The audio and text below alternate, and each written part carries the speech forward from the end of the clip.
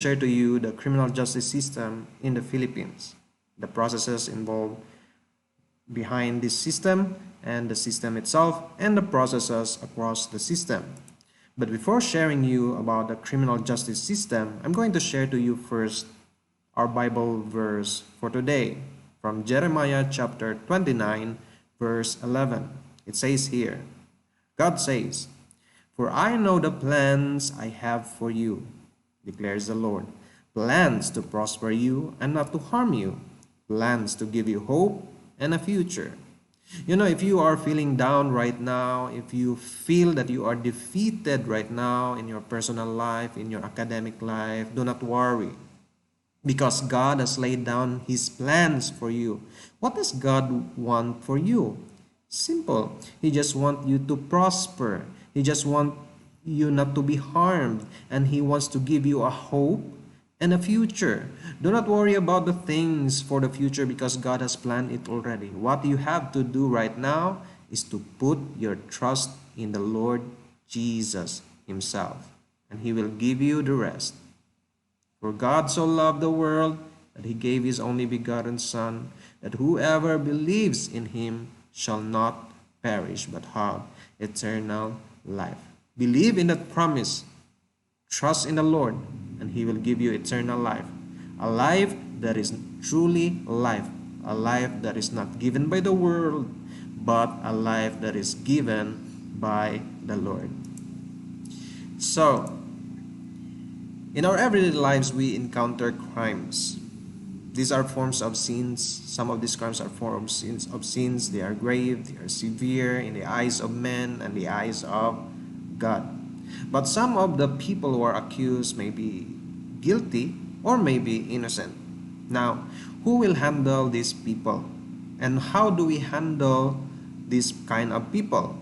You can see on the screen that there are two suspects here being accosted by police officers. And who are the people on this side and on this side? Where are the police officers bringing these people, these suspects? And what are these people going to do with them? So we'll answer these questions later. So the contents of this lecture are the principles, as I said earlier, the system, and the processes across the system. So let us start with the principles behind the criminal justice system in the Philippines. So what are principles? A principle is a fundamental truth or proposition that serves as the foundation for a system of belief or behavior or for a chain of reasoning. So a fundamental truth and proposition that serves as foundation for a system. So the principles that we are going to learn now are the foundation of our criminal justice system. So across the system, we will be witnessing the processes and the system itself being played out through these principles. Without these principles, we will have no foundation at all, and our justice system will be shaky. So what are these principles? Let us start first about learning the cases, the type of cases. We have three: administrative case or cases, civil cases, and criminal cases. The criminal justice system mainly involves criminal cases. That is why it is called criminal justice, because we deal with criminal cases or cases of crimes. So that's why it's called criminal justice, not justice for criminals, not only justice for victims, but justice for all of those involved in a crime.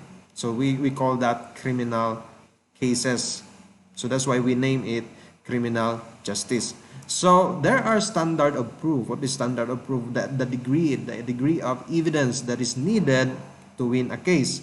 For an administrative case, for example, a police officer has committed or has violated the rules and regulations of the Philippine National Police, the PNP might hear an administrative case against him for disobedience. So the evidence that is required in this type of cases is only substantial evidence. What is substantial evidence? Such relevant evidence as a reasonable mind might accept as adequate to support a conclusion.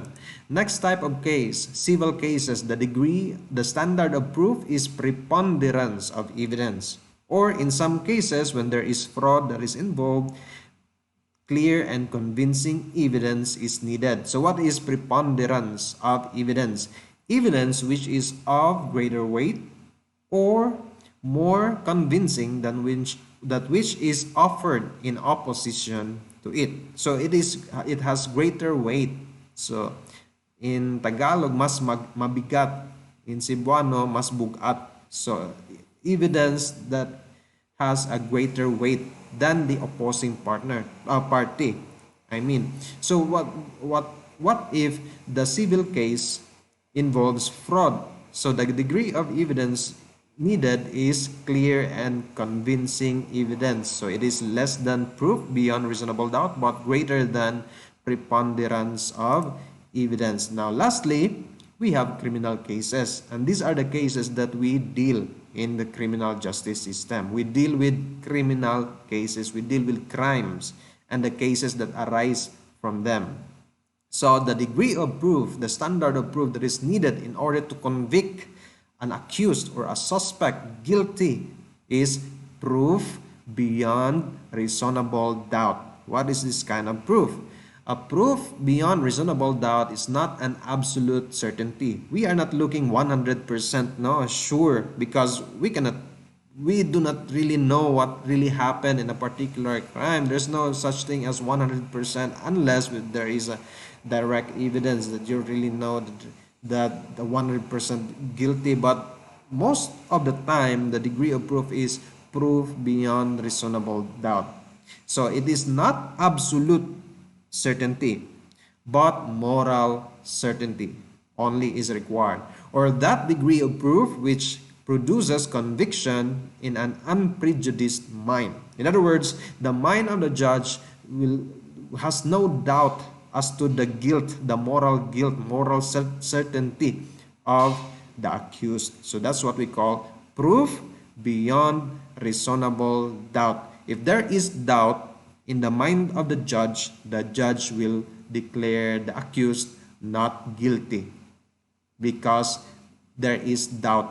So the prosecution must endeavor to dissolve that doubt, to delete that doubt from the mind of the judge. There should be no doubt anymore. There should be moral certainty in the mind of the judge to convict the accused in a particular criminal case. Now let's go to the presumptions in criminal cases. Number one, presumption. The presumption of innocence. In all criminal prosecutions, the accused shall be presumed innocent until proven guilty. Now, all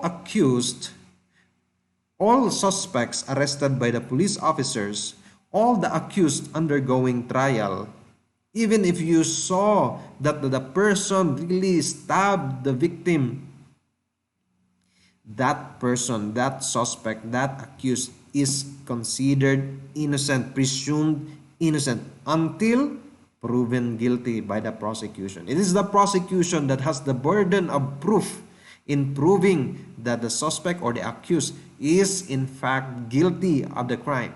Because what if you saw the person who stabbed another person, but what if he acted in self-defense? You never know. So there should be a trial, presentation of evidence, and the judge will decide based on the evidence, based on the facts, and based on the law that governs the case. So that's what we call presumption of innocence. Now, take note that all those who are arrested by the police, if you become law enforcers in the future, if you arrested an offender, presume that person as innocent until proven guilty. Do not judge him right away, because the law says, the Philippine Constitution says that they are presumed innocent until proven guilty. And it is based on the Blackstone's ratio. Sir William Blackstone was a former judge, and he said, better that 10 guilty persons escape than one innocent suffer. According to him, it is better to release 10 persons who are guilty than to imprison one innocent person. That is the Blackstone's ratio. And based on that, we have this kind of principles in dubio pro reo. When in doubt, when the judge doubts, when there is a doubt in his head, he should rule for the accused. He should rule for the offender. He should side with the offender because there is doubt. No, the goal of the judge is to erase the doubt in his mind, that he will say, there is moral certainty that this person is really guilty. The next principle is the rule of lenity. Rule of lenity. If the law is ambiguous, if you are a judge, choose a more lenient punishment. If the law says that if the law presents an ambiguous punishment and one interpretation is harsh, for example, one interpretation says that it is 2 years, but another interpretation is 1 year. So choose 1 year. So criminal cases, in judging criminal cases, the judge must resolve cases in favor of the offender when there is doubt. What if there are, according to these principles, what if there are the offender presents an evidence and the prosecution presents also the same similar the evidence that have similar or the same believability? They are both believable, the prosecution or in the victim side and the offender or the accused side. They have presented evidence and these evidence are both believable. So rule with the accused. So that's what we call in dubio pro reo. When in doubt, rule for the accused.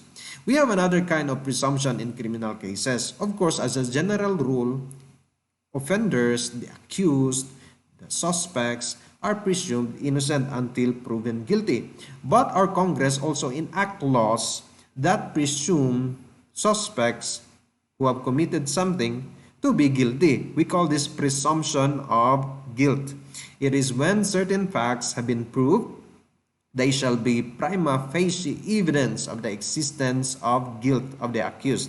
So it shifts the burden of the proof provided there be a rational connection between the facts proved and the ultimate fact presumed. One example of this is, for example, a cell phone is stolen. You know that that cell phone is stolen. It is being sold to you. Then you buy that cell phone. Once you have in your possession the cell phone, even if the police officers do not know that you bought that knowingly, that it was stolen from another person, you have bought the cell phone. When you have in your possession the cell phone, you are presumed to be offense or violating the anti-fencing law because you possess that. So you are presumed, when you are in that position, you are in possession of the cell phone that is being stolen, you are presumed to be guilty of the crime, of the offense, of the violation against anti-fencing law. And there is a current move right now in the Congress to presume guilt, to have to impose to use presumption of guilt or to enact presumption of guilt against some drug suspects. One of these is, for example, if a person is within the place wherein there is a bypass operation against drug offenders, just a witness. So the witness will be presumed by that law, by that bill. The proposed law is still a proposal. Hopefully it will not be gone because it will not be enacted, because the person's witnessing a drug bypass operation when he is in the premises, is present in the premises inside the room, although he is not the one selling the drug, he will be presumed guilty of that crime. So that's presumption of innocence. Now, let's go to the legal systems, the type of legal system. What is the type of legal system in the Philippines? Now, let's look at the 5 type of legal system in the world. We have civil law system, the common law system, Muslim law, customary law system, and the mixed system. What do you think is the legal system in the Philippines? So one type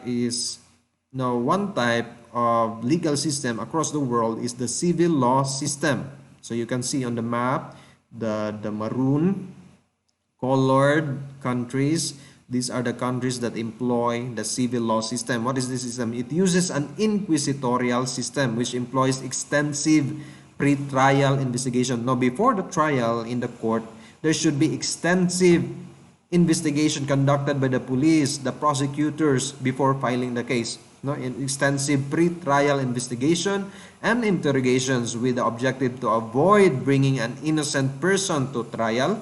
So it grants more power to the judge who oversees the process. So it's the judge, he can direct the police, he can direct the prosecution in terms of gathering evidence, even in terms of cross-examination. The judge can play a major part in questioning witnesses, the offenders, or the victims. Next, the common law system.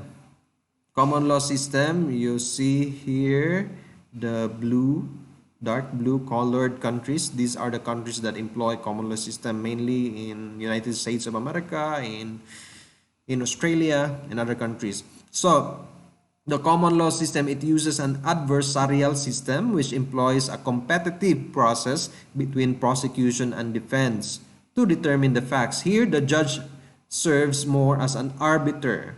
He's just in the middle between claims of the prosecution and the defense. It is the defense and the prosecution who will fight with their arguments in the court, and the judge will just be in the middle judging. They serve as just a referee or an arbiter. Unlike in the civil law system, wherein the judge somewhat has more power in terms of directing the legal process. Now let's have customary law system. It's based, the legal system is based on the customs in the country. Now it's yellow colored in Mongolia, for example. They use customary system,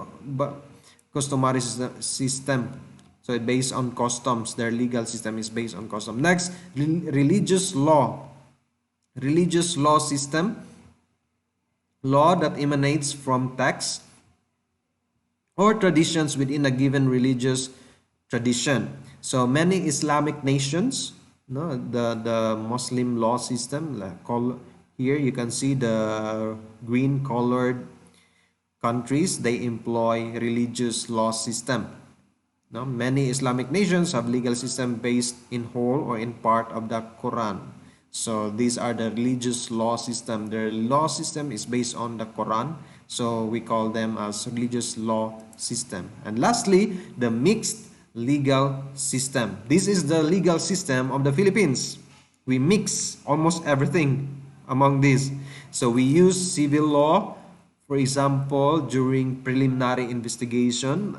No, before the trial, we have the civil law system during preliminary investigation as directed by the prosecution or the prosecutor. Then we employ the common law system during trial. And we also observe customary laws because we have the barangay justice system and we have the indigenous legal system.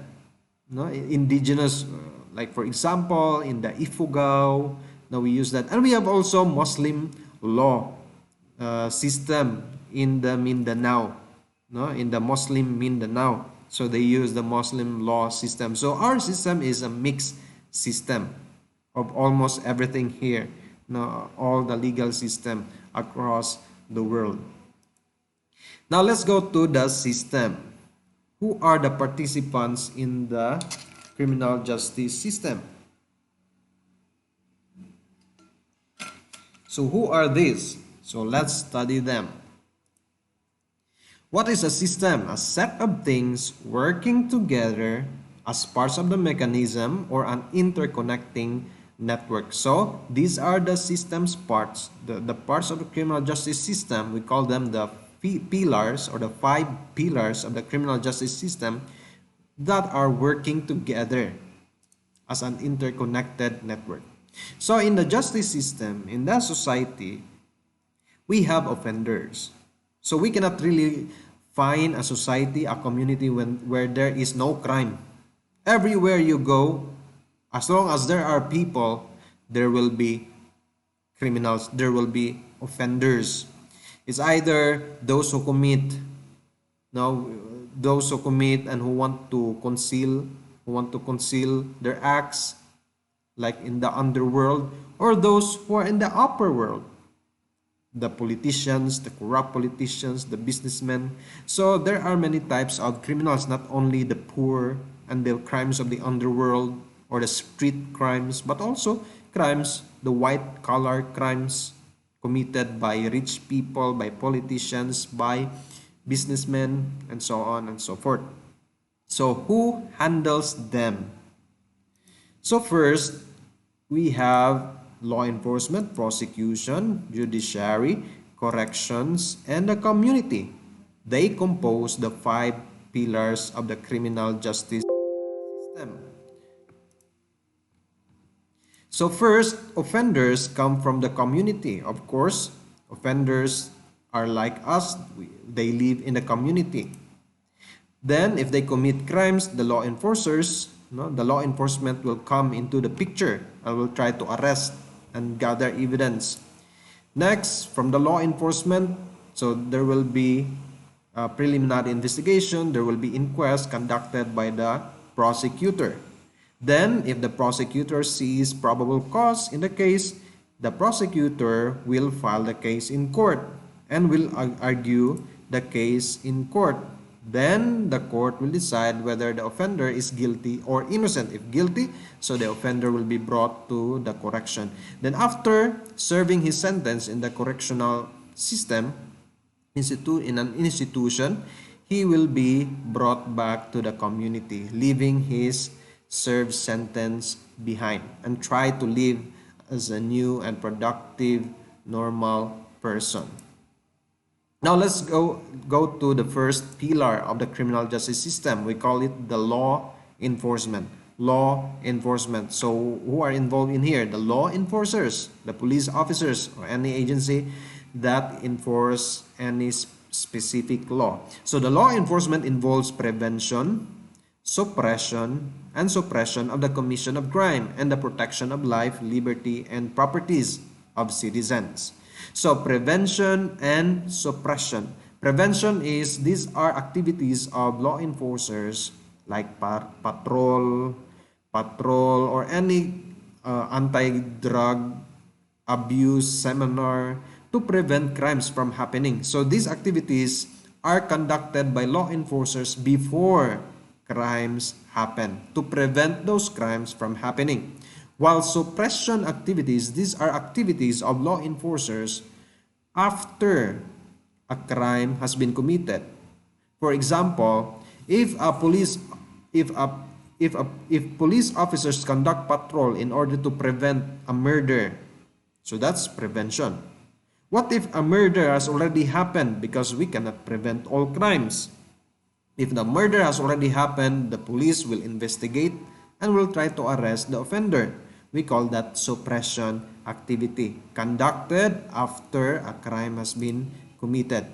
So, we have also the National Law Enforcement Coordinating Committee. So, it shall enhance the coordination and cooperation of all implementing agencies at the operational level by intensive, vigorous interaction through the NALEC forum.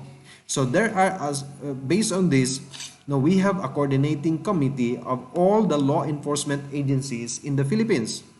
Probably around 50 already in the Philippines. So what are these?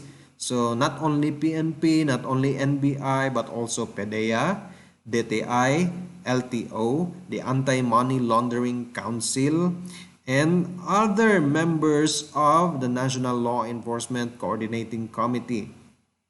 So we have a lot of law enforcement agencies. But let's go to the 2 main law enforcement agencies in the Philippines. What's the difference between the Philippine National Police and the National Bureau of Investigation?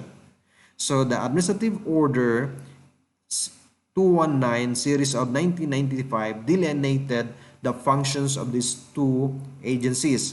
For the Philippine National Police, it is the frontline and territorial police agency. So you can see them in almost all municipalities across the Philippines. They are responsible for general law enforcement, meaning almost all laws are enforced by the Philippine National Police. and they maintain peace and order and ensure public safety. They conduct patrol in our community. So they are the ones who are visible. They are the frontline agency in terms of law enforcement across our community. They're involved in crime prevention, investigation, and suppression activities. How about National Bureau of Investigation? It is only an investigative agency. So they are not primarily prevent crimes, but they just suppress crimes. They are just tasked in investigative, no, activities. So they investigate particularly bank frauds. So this is specialized agency, bank frauds and computer crimes. But also in a recent law, in the cybercrime law, the Philippine National Police also investigates, also empowered to investigate cyber crimes. Next, crimes cognizable by the Ombudsman. These are the graft and corrupt practices of our politicians and other persons involved in corruption. Then crimes against public interest like staffa, like falsification. So these are crimes against public interest. And we have also other special law enforcement agencies. As I said earlier, the Philippine Drug Enforcement Agency that is tasked for fighting drug offenses. Then we have also the Forest Rangers for fighting against illegal logging. We have DENR, BFAR. We have LTO that enforces our traffic laws. So these are special law enforcement agencies that enforce special laws. Now let's go to the second pillar, the prosecution. So the prosecution pillar conducts preliminary investigation. So before a case is filed in the court, there will be generally preliminary investigation of cases filed in the prosecutor's offices. And they are also in charge of prosecuting cases filed in the court. So first, they conduct preliminary investigation. So after the police officers have filed the case with the prosecutor's office, the prosecutor will conduct preliminary investigation of what is being filed before them.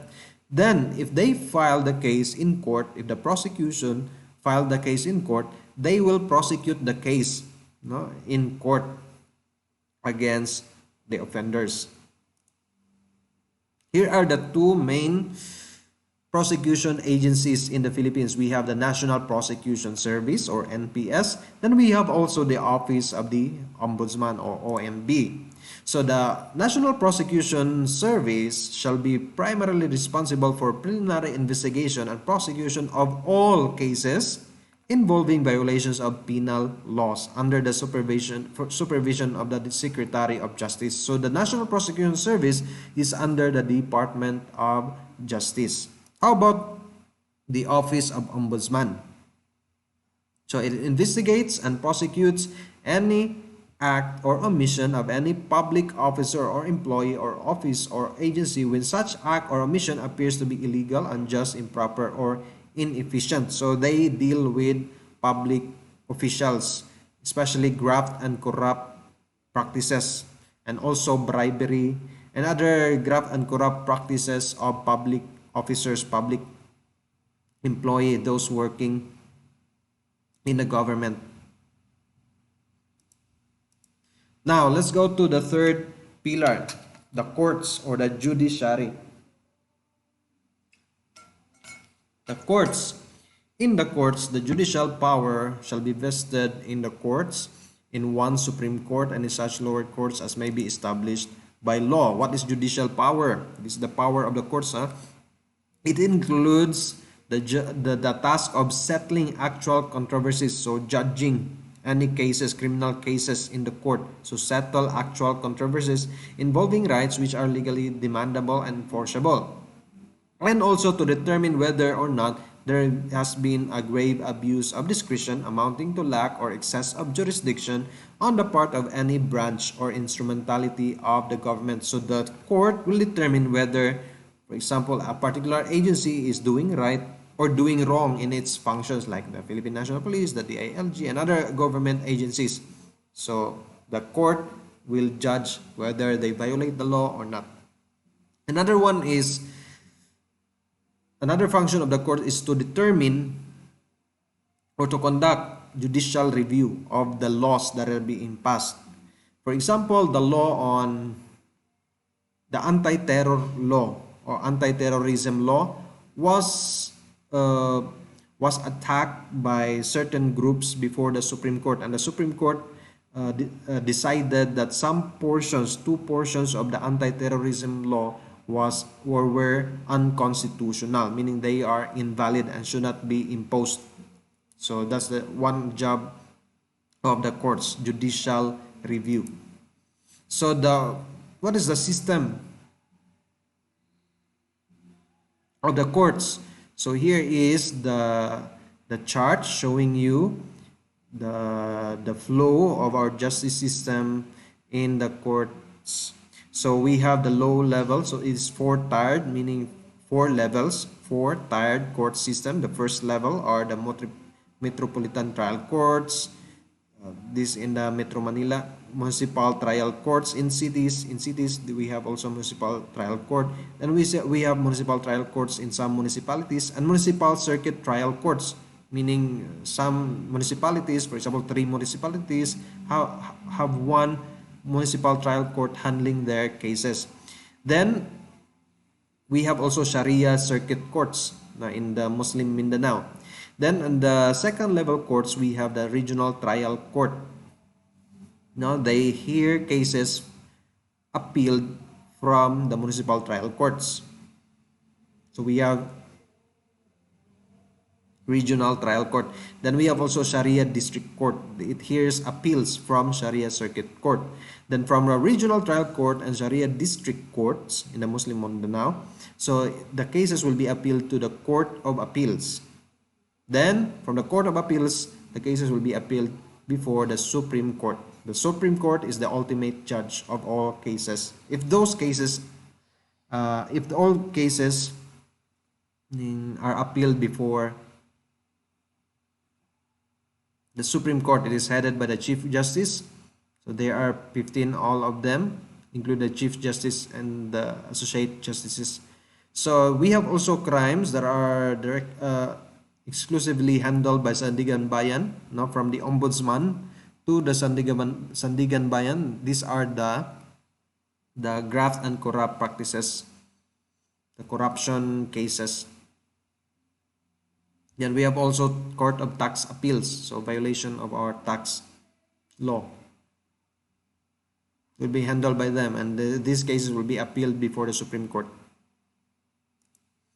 So what are the jobs, what are the functions of the municipal trial courts? So they handle all violations of city or municipal ordinances committed within their respective territorial jurisdiction. So municipal ordinances. Another one, all offenses punishable with imprisonment of not more than 6 years. So remember that. All cases that have an imposable penalty of not more than 6 years, so 6 years and below, irrespective of the amount of fine, shall be handled by the municipal trial courts. And all cases of damage to property, like malicious mischief, through criminal negligence. Damage to property through reckless imprudence resulting to damage to property, not malicious mischief. I'm sorry. So these cases are handled by the municipal trial court. Next, the RTC. So the RTC handles all criminal cases that have imposable penalty of more than 6 years. So earlier, those cases that have imposable penalty of less than 6 years, or not more than 6 years, are handled by the municipal trial court. But those that exceed 6 years are handled by the regional trial court. And all cases decided by the lower courts and appealed before the RTC, so the RTC will decide those cases. How about the Court of Appeals? So the action for annulment of judgment of the regional trial court. If the regional trial court has issued a judgment, the offender or the aggrieved party will elevate the case before the Court of Appeals. Then how about the Sandigan Bayan? Action for annulment of judgment of the regional trial court or appeals from the RTC in cases commenced therein except appealable to the Supreme Court. So it involves graft and corruption cases. How about the Supreme Court? So it decides the appeals before it. So the cases from the Regional Trial Court, from the Court of Appeals, Sandigan Bayan, Court of Tax Appeals, those cases will undergo review if the offenders or the victim will file an appeal before the Supreme Court. Now let's go to the corrections. This is the fourth pillar, dubbed as the weakest pillar in the criminal justice system, but I don't think it's the weakest pillar for some reasons. So you can see that we have one of the worst correctional system in the world. You can see in the picture, no, the suspects, the detainees are just, you cannot imagine their situation, sleeping side by side, naked because it's just too hot. So that's really worse in our system. The Philippine correctional system is composed of the institutions in the government, civil society, and the business sector, which are involved in the confinement, correction, and restoration of those individuals charged for or convicted of delinquent acts. So charged meaning detainees, or convicted meaning prisoners of delinquent acts or crime. So to confine, meaning to place the offenders within an institution and not to allow them to go out, to correct their behavior, and to restore their dignity as human beings so that they will become a new type of individual that is productive, a productive individual, a productive citizen of our country. So what are the institutional? So we have two branches of correction, institutional and community-based correction. Let us deal first with institutional corrections. We have the agencies that handle these institutions on the first column. Then we have also the facilities in the second column. For the first row, Bureau of Corrections, it supervises national penitentiaries, prisons, national prisons. For the BJMP, or the Bureau of Jail Management and Penology, it supervises district jails, city jails, municipal jails. Then we have also provincial governments. It supervises provincial and sub-provincial jails. Then we have also Department of Social and Welfare Development.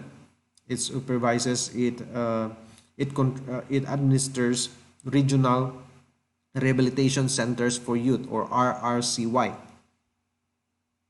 Then we have also the Bahay Pag-asa. So the RRCY, Regional Rehabilitation Center, and the Bahay Pag-asa, they are in charge with the children in conflict with the law, or those children who have committed crimes. Now, the Philippine National Police also maintains lockup cells, or cells within police stations. We call that lockup cells for safekeeping of arrested persons. Now, let's go to national prisons. They are maintained and supervised by the Bureau of Corrections. They are for prisoners who are serving sentence of more than 3 years. Examples of these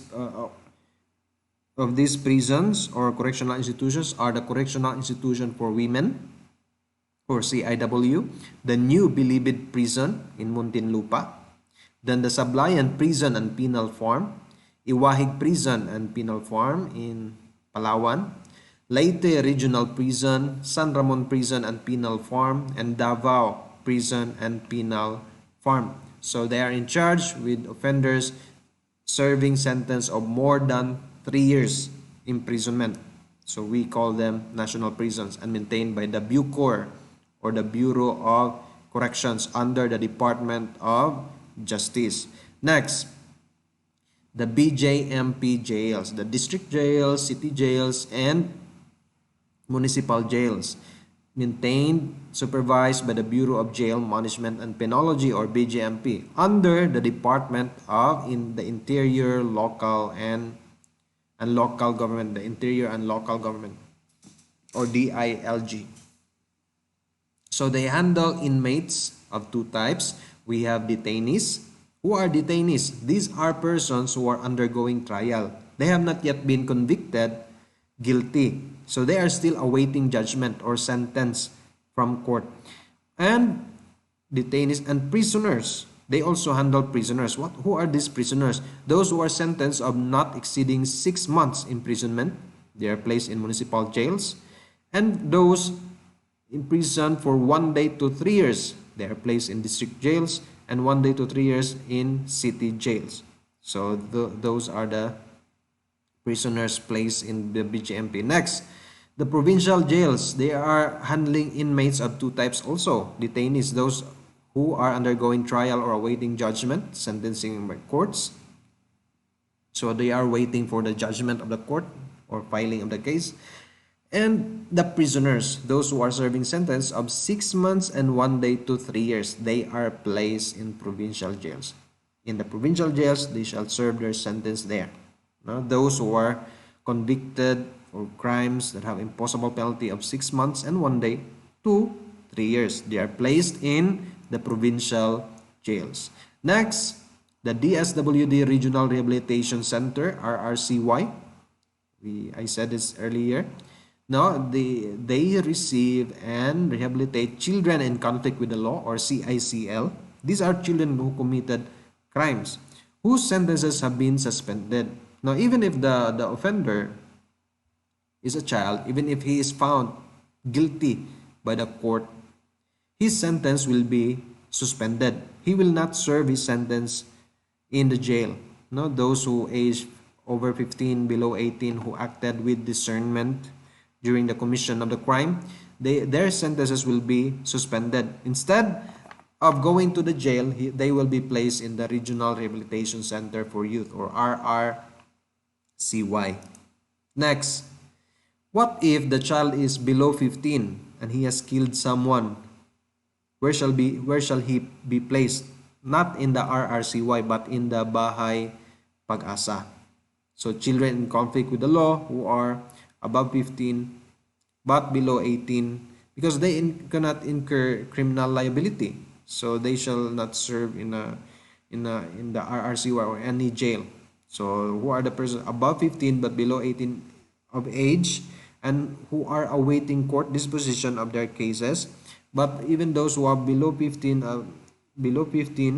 children in conflict with the law, but they are neglected, they're also placed in the Bahay Pag-asa. So they are awaiting court disposition.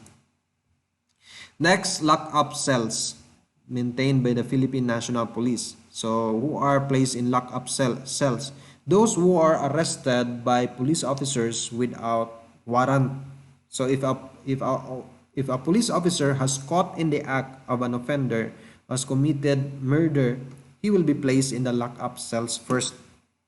Then the police will file a case.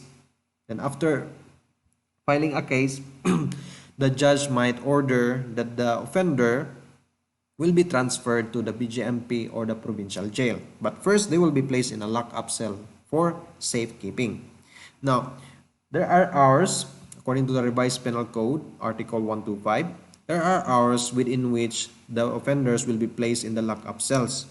And the criminal cases shall be filed within these hours. Otherwise, if the cases are not filed by the police within these hours, the offenders shall be released by the police officers back to the community. So the police must file the case immediately within 12 hours for crimes punishable by light penalties. Now, light penalties like one day to 1 month imprisonment. So these are like slight physical injury. So this is one of the example of the crimes that have imposable penalty of light penalties. Next, 18 hours. The police shall file the case within 18 hours.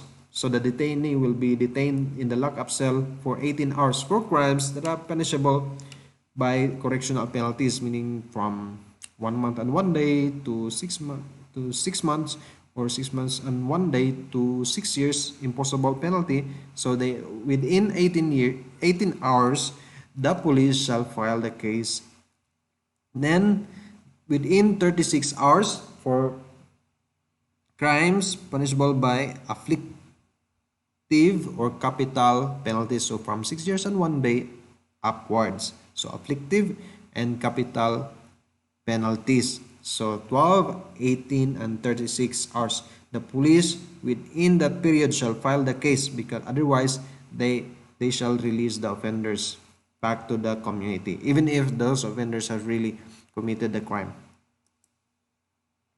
Next, we have also non-institutional or community-based correction. So earlier, we deal with institutional corrections. Institutional meaning inside the prison or jail.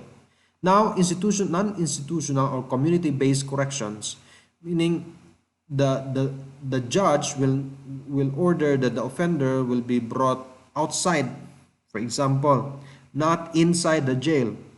No, that the offender shall serve his sentence in the community instead of serving the sentence inside the jail. So this saves money for the government, and it does not alienate the offender from his family. So the offender can continue to be a productive citizen in the community, provided that he will be supervised by appropriate agencies to supervise him. So community corrections programs oversees persons convicted of a crime outside of jail or prison. So they are supervised outside of jail and prison. Instead of inside the jail or prison, they are brought back to the community to serve the sentence in the community. That is why we call them community-based corrections and non-institutional corrections, because they are not serving inside the institution but outside the institution. So mainly, here are the types of non-institutional corrections. One is probation. Probation. PD 968 defines probation as a disposition under which a defendant, after conviction and sentence, so after the court has convicted the offender, he can be released. He can be brought not to the jail but back to the community upon the application of the offender. Within 15 days from the pronouncement of judgment, subject to conditions imposed by the court and to the supervision of a probation officer. These are for sentences of not more than 6 years imprisonment. So not more than 6 years imprisonment. So beyond that, they cannot apply for probation. So instead of the offender going to the jail after being found guilty, if he applies in the court can order that the offender will be released in the community and be supervised by a probation officer. Next, parole. What is parole? It is the conditional release of a prisoner from correctional institution after serving the minimum period of prison sentence. So after serving the minimum period of prison sentence, the offender, the prisoner, can apply for parole. So for example, if the sentence is 8 years and 1 day to 10 years imprisonment. So if the offender has already served 8 years and 1 day, so if he has served already 8 years and 1 day, he can apply for parole. And the Board of Pardons and Parole can grant the parole, and he will be released back to the community, and he will be supervised by a parole officer. So who are disqualified of this privilege? Those who are sentenced to death or life imprisonment, so they cannot apply for parole. And those sentenced of crimes of some of the crimes against national security like treason, espionage, so they cannot apply. Habitual delinquent, so those who have committed a lot of crimes already. Then not those sentenced of not exceeding 1 year. So only those who have been sentenced from 1 year and 1 day, but not those who are sentenced of death or life imprisonment. Next, suspended sentence for youth offenders. So instead of going to the jail, as I said earlier, youthful offenders or the children in conflict with the law, their sentences will be suspended by the court. Even if they are found guilty by the court, their sentences are suspended, meaning they should not serve their sentence in the jail. But instead, they are brought to the regional rehabilitation centers or the Bahay Pag-asa, as the case may be. So if the child who is under 18 years of age at the time of the commission of the offense is found guilty of the offense charge, the court shall place the child in conflict with the law under suspended sentence without need of application. So meaning if the child does not, even if he does not apply for suspended sentence, the court will automatically suspend the sentence and order that he will be brought to the regional rehabilitation center or Bahay Pag-asa. And this applies also for children. For example, he committed the crime at the age of 17, but the judgment of the court was only at the age of 25. So even if the child is already 25, but he committed the offense or the crime at the age of 17, he shall still be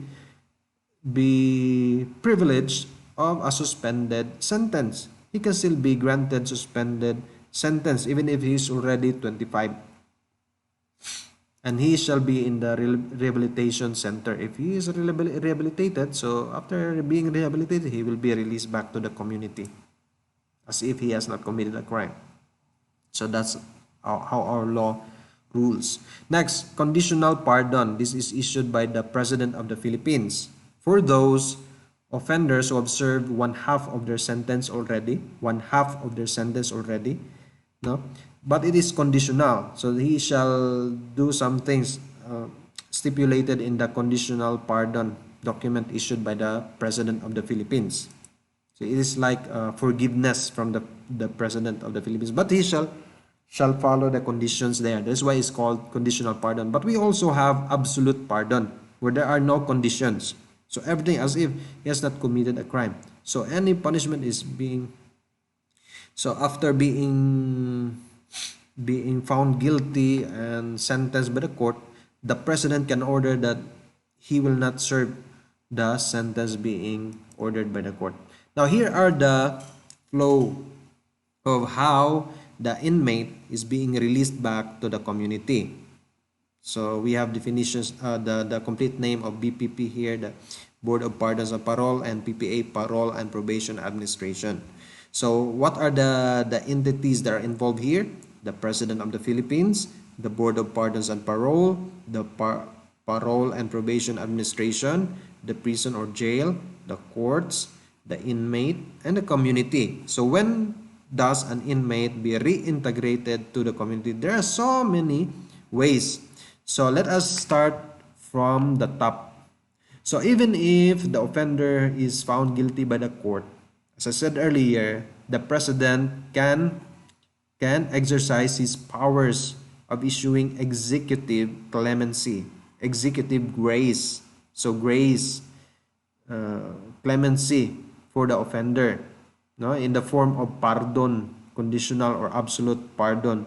Or there are other commutation. Commutation is shortening the period, no, or reprieve, stopping the execution of the sentence first because the offender is pregnant or about to give birth.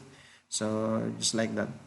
So the board, what is the role of the Board of Pardons and Parole and Executive Clemency? The Board of Pardons and Parole, or BPP, this is under the Department of Justice, will recommend to the President whether to give a conditional pardon or any executive clemency like commutation to the offender or not.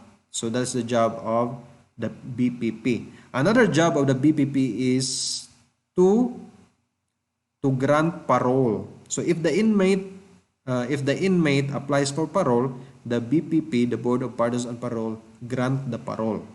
No? For pardon, it is the President because it is an executive clemency that grants the pardon. Now, how about the PPA?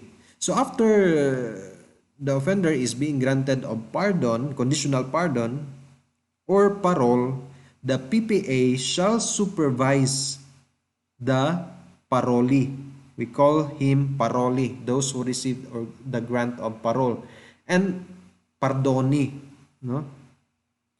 pardonee, those who receive pardon from the president. So the PPA will supervise them in the community, whether they are doing good or bad. If they are doing bad, so the PPA will recommend that they will be arrested again and be brought to prison or jail.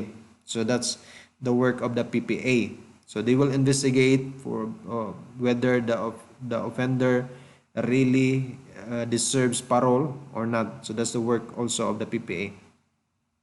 And also the court here, they shall issue probation. They shall grant probation. And once granted, the inmate will be supervised by the PPA again. So that's the role of the court. And the court can also issue release on recognizance, full-time credit, preventive imprisonment, child and youth welfare, then acquittal, case dismissal, or grant of bail or pianza.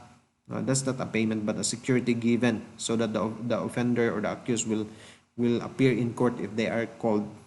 Otherwise, if they will not appear in court, the bail or pianza will be forfeited in favor of the government. So that's the interrelationship of these agencies, no, that work together to release an inmate back to the community. So for prison or jail, the offender here will be released to the community only when the sentence has already expired. Now let's go to the fifth pillar. Pillar number 5, the community. So what is the role of the community? It imposes limitations on individual behavior. So all of us, we try to impose limitations on individual behaviors. What are included here? That is WD, Commission on Human Rights, National Commission on Indigenous Peoples, Public Attorney's Office, barangays, civic organizations, non-governmental organizations, businesses, stores. All of us are part of the community. And here is the interrelationship among the criminal justice system components. So from the law enforcement, they will work together with the prosecution. There's a need that they should cooperate with each other to conduct investigation, arrest a suspect, prepare the case. Then the prosecution will file the case in court. Then they should work together for speedy trial process. Then from the court to correction, the court will determine, promulgate the remedies, cooperate with the correction, provide mechanisms how to restore the dignity of the person. Then the community should work also hand in hand with the corrections, and the community should work also hand in hand with the law enforcement. So what if there is a crime and the community will not report the crime? So that really gives a blow against our criminal justice system. So the community has to provide information to the law enforcement, to provide witnesses, protection, assist the community. So that's the work of the law enforcement in return. So overall, should be an interrelationship among the criminal justice agencies. So they are not one agency is not a standalone agency. He cannot work without other agencies. He needs the help. It needs the help of other agencies like the police. It needs the help of the prosecution. It needs the help of the community and vice versa. Now let's go to the processes. What are the processes involved in the criminal justice system? What is a process? A series of actions or steps taken in order to achieve a particular end. What is the end of the criminal justice? It is justice. What is justice? It is giving what is due to a person, what he deserves to receive. That is justice. How to achieve justice? We should have processes. So here is the overview of the criminal justice processes. So it starts with the arrest, the police investigation, to place the arrested person in the police lockup cell. Then there will be preliminary investigation or inquest. Inquest when the offender has been arrested without a warrant. Preliminary investigation if not arrested yet. Then it takes 2 to 3 months for preliminary investigation. But for inquest, it only takes for 12 hours, 18 hours, and 36 hours. We discussed it earlier. Then there will be filing of information in the court. There will be arraignment, pre-trial in the court, trial, judgment by the court. That should normally take for 11 months. But it's not normally followed because there are so many factors that delays a process. So arrest by virtue of a warrant. The warrant should be issued by the judge. Then there will be detention in jail or release on bail, pianza. If the offender deposits bail, pianza is not a payment for liberty. but it's a security given by the offender, no, that he should appear in court during trial if called upon by the court, unless or otherwise the bail will be forfeited in favor of the government. So he cannot get back the money that he deposits as a bail, as a security he gives. So after being judged as guilty, so he will serve the sentence. If found guilty, and he will be committed to national prisons or jails as the case may be. So this is the overview of the process. So what are the details of each step? So let's go first to police investigation. So police investigation is done motu proprio, meaning in its own initiative, meaning the police will not wait for a complaint, no, before conducting investigation. It can conduct investigation on its own. It is not necessary that they will wait for complainants to file cases, no, in the police before the police shall conduct investigation, or upon filing of the complaint in the police station. Undertaken by surveillance. So the police can conduct surveillance, interview of persons, entrapment operations, search and seizure and arrest. So search the house and seize or get the object that is subject to a warrant, or arrest the persons subject in the warrant. Interrogation of the suspect. Upon arriving of the suspect in the police station, he will be interrogated. There will be questions propounded by the police officers. Then gathering of evidence in the crime scene. Now let's go to arrest. Generally, arrest should not be done. No, nobody shall arrest a person without a warrant of arrest. That's the general rule. Nobody shall be arrested without warrant of arrest. That is the general rule in arrest. But sometimes there are instances wherein the police officer or any private person like you and me can arrest a person without warrant. So what are these instances wherein arrest without warrant is valid? Number one, when in his presence, no, the police officer or private person, the person to be arrested has committed, is actually committing, or is attempting to commit an offense. So if the offender, if the police officer or you and me has caught in the act a particular person while he has committed, just recently committed, or actually committing while doing the act, or attempting to commit offense, so he's about to commit the offense, we can arrest that person. So the police officer can arrest the person even without a warrant. Next, when an offense has in fact just been committed and he has personal knowledge of the facts indicating that the person to be arrested has committed it. For example, there's been a snatching incident. Somebody has snatched the shoulder bag of a woman. The woman is crying for help, shouting, and you are a police officer. Then you come to the scene and you ask him what happened, and she said, my bag was snatched, and the person looks like this, blue shirt, blue pants, carrying a shoulder bag, going to that direction. Then you go to that direction immediately, and you see a person running, carrying a shoulder bag, wearing blue shirt, wearing blue pants. Even if you have not witnessed that person committing the crime, but you have personal knowledge of the facts, no, relayed to you by the victim, and the offense has just in fact been committed, so you can arrest that person, the one who are running. Next, you can also arrest a person when he is a prisoner who has escaped. Now, when the person has escaped, no, a prisoner who has escaped, either a detainee or a convicted prisoner, so you can arrest the person. So we call them as caught in flagranti delicto. When he is about to commit, has just committed, attempting to commit. The second instance is hot pursuit. We call that hot pursuit.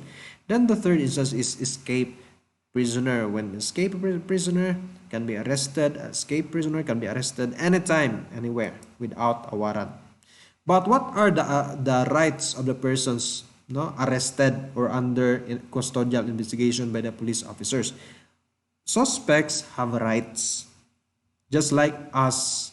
No, they have rights. Even if you have found him, you have caught him in the act of committing a crime, you have no right to maltreat the offender because he has rights. You might be charged of an offense. So, like for example, under the Miranda Doctrine, no, under our Philippine Constitution, we call this Miranda Doctrine. The offender he must be informed of his right to remain silent. He has the right to remain silent. If you ask a particular offender of something, he has the right to remain silent, not to answer your question. In fact, if you are a police officer and when you are arresting an offender, you should say that I am arresting you for committing this. You have the right to remain silent. Anything you say can be used against you in court. And you have the right to have a counsel of your own choice. If you have no counsel, we can give you a counsel for your own benefit. So you say that to the suspect if you arrest him, no? Without a warrant or with a warrant. So if a person cannot afford the services of a counsel, he must be provided with one. And these rights cannot be waived except in writing. So the offender cannot waive them except in writing and in the presence of the counsel. So the first right under the Miranda Doctrine is right to remain silent. The second right is right to counsel. Counsel meaning lawyer. Right to counsel. Counsel meaning lawyer. So the offender must be given a lawyer to protect his interests. Next, no torture, force, violence, threat, intimidation, or any other means, no, which vitiate the free will shall be used against him. You should not torture, force, or use violence or threaten the offender. No, you should not use that, or intimidate so that there will be fear in him. So you should not do that because that is against the law. Then next, the offender has the right against secret detention places. You cannot detain the offender in your house. Detain the offender in the police station, in the lockup cell, or in a jail. Solitary incommunicado. You cannot detain the person in a cave where nobody can visit him, no? Or in an island. You cannot do that. Then any confession or admission obtained in violation of the foregoing shall be inadmissible in evidence. We call this as exclusionary rule or fruit of the poisonous tree doctrine. If a police officer torture a suspect inside the police station and the suspect will say that I have committed a crime, will admit or confess that he has committed a crime, that confession, that admission cannot be used in court because that is excluded. No, that will be excluded, that will become inadmissible. The court will not admit that. The court will not accept that evidence because it is a fruit of a poisonous tree. Next, inquest. So after arresting the offender, there shall be inquest.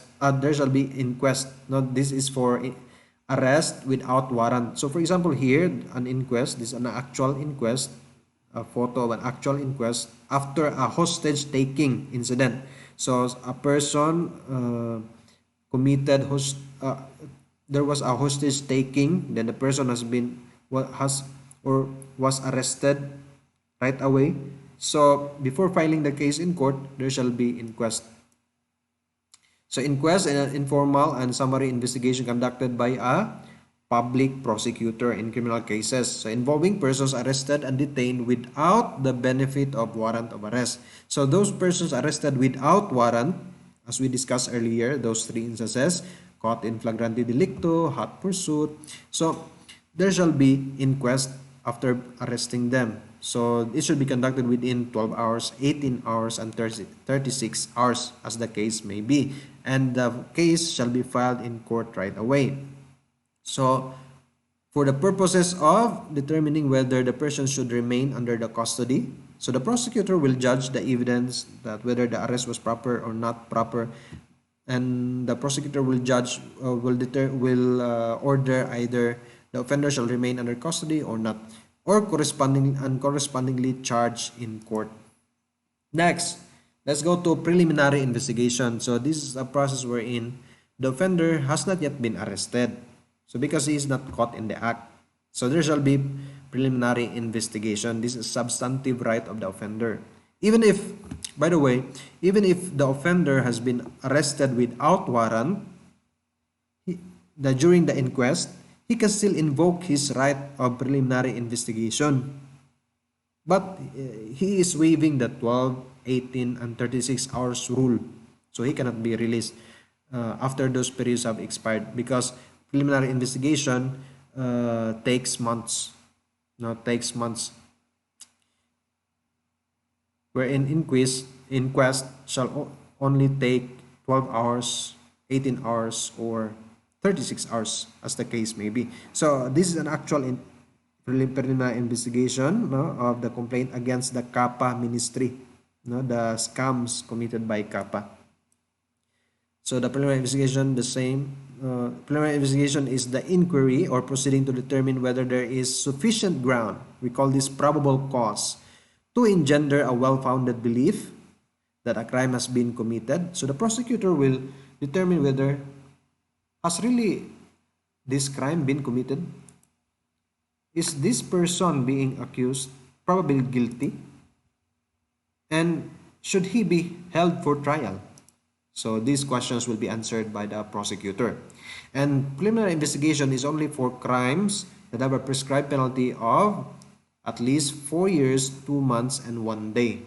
4 years, 2 months, and 1 day without regard to the fine. So regardless of the amount of the fine of that crime, as long as the imposable penalty is at least 4 years, 2 months, and 1 day, so that case shall require preliminary investigation if the offender has not yet been arrested without warrant, because arrested without warrant, so the process requires inquest, not preliminary investigation. So the primary purpose of the prosecutor in preliminary investigation is to determine whether there is probable cause. What is probable cause? Based on allegations of the complainant and respondent, there is reasonable ground. So this is a reasonable ground to believe that a crime has been committed and that the accused is probably guilty thereof. So the prosecutor, before filing the case, he should determine whether there is probable cause. If there is probable cause, if he has enough reason to believe that the offender that the crime has been committed or the accused is probably guilty thereof, so he shall file the case in court. So he filed the information. So after finding the probable cause, we call that information. So the complaint filed by the prosecutor after preliminary investigation, he shall file the information to the court, a formal accusation or charge against a person who is believed to have been committed. So where to file?